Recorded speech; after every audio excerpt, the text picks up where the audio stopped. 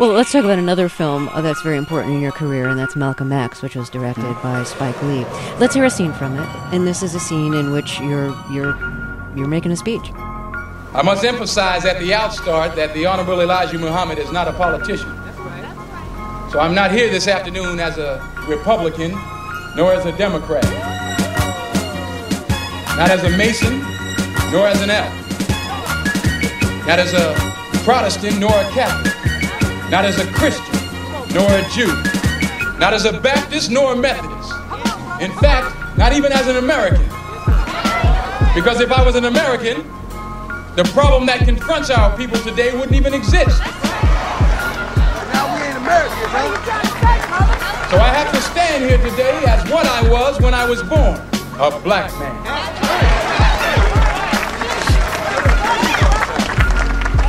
Before there was any such thing as a Republican or a Democrat, we were black.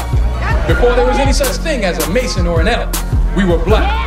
Before there was any such thing as a Jew or a Christian, we were black people. In fact, before there was any such place as America, we were black. And after America has long passed from the scene, there will still be black people. I'm going to tell you like it really is. Every election year, these politicians are sent up here to pacify. They're sent here and set up here by the white man. This is what they do. They send drugs in Harlem down here to pacify us. They send alcohol down here to pacify us.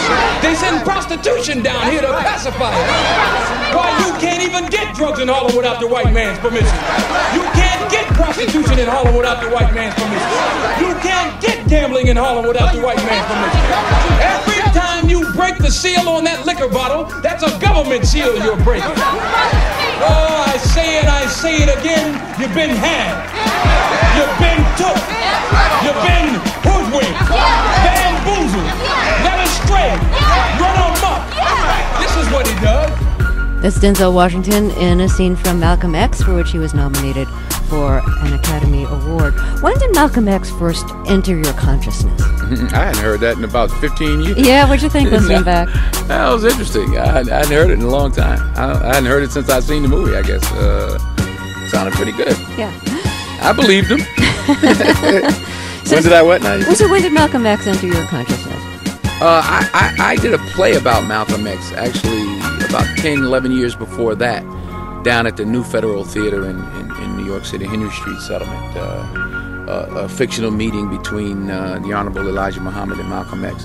So that's when I really began to dig deep and listen to all the speeches and read his books and study the man. I mean, I knew who he was, but I didn't know who he was until about 1981. So, was there any particular footage, archival footage of Malcolm X that had the biggest impact on how you played him?